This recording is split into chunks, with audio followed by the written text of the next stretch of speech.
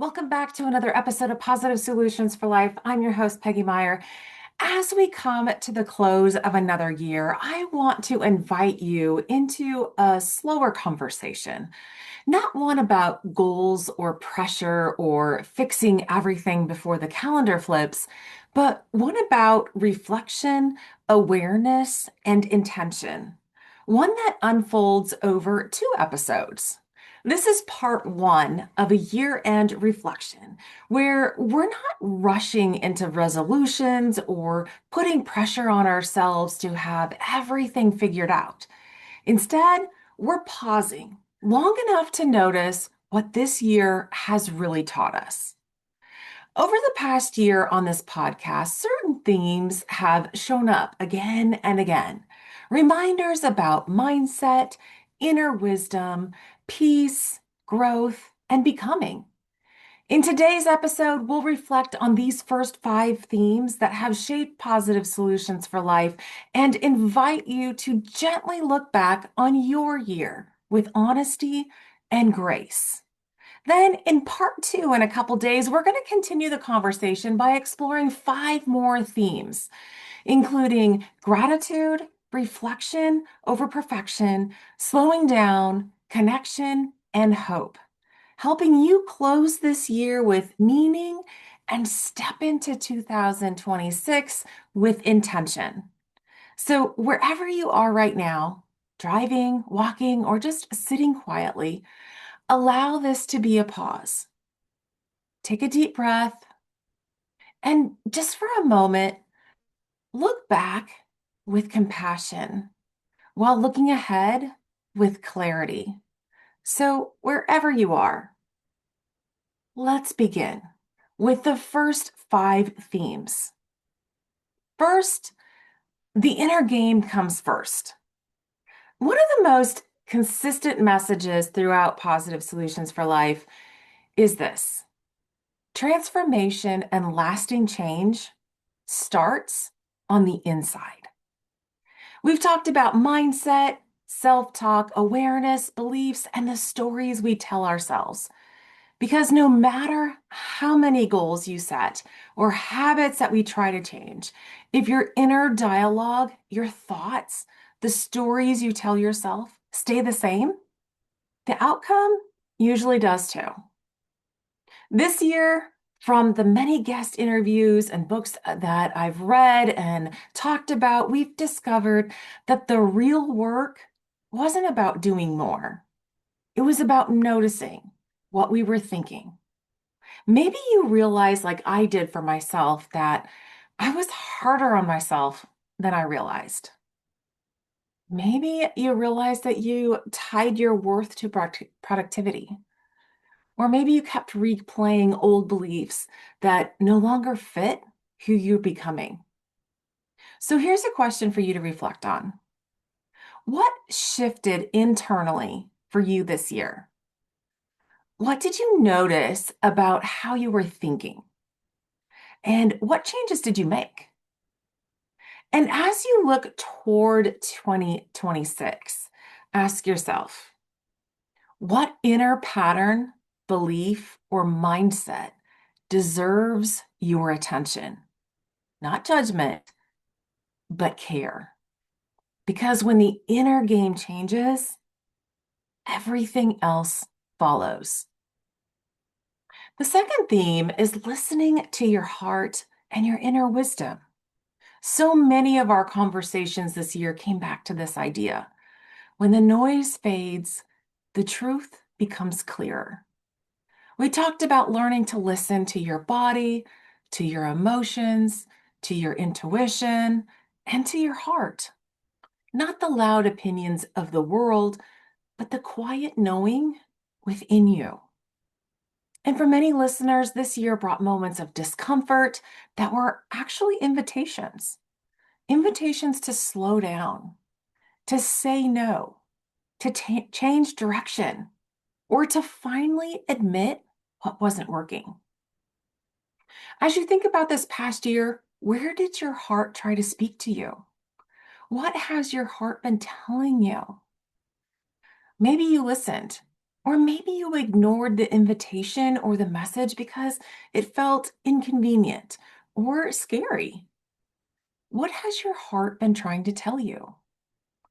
Now, looking ahead to 2026, what might change if you trusted yourself? Trusted just a little bit more. Your heart doesn't demand perfection. It asks for honesty. And the third theme that came about is you're not behind. You're becoming. This one I know so many people needed this year, and I know I needed this reminder as well, because we've often talked about seasons, about letting go of comparison, about releasing the idea that you're behind just because your life doesn't look like someone else's, especially on social media. Remember, some years are about building, some are about healing, and some are about unlearning, like unlearning a lot of bad habits and about a lot of bad stories in our head. And many of us realized that this year wasn't about big wins. It wasn't, it was more about survival, clarity, or growth that we really couldn't see yet.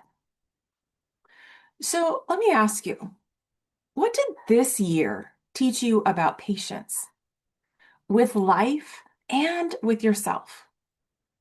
For me, this year, I have learned when I needed rest and to build it into my weeks and months as the seasons changed. So, as you look forward to 2026, what have you trusted that you are becoming exactly who you need to be? You're right on time. You don't need to rush your growth. You need to honor it and realize the lesson that you need from this season of life. And remember, sometimes we need to learn the same lesson over and over again to make it stick. And that is okay.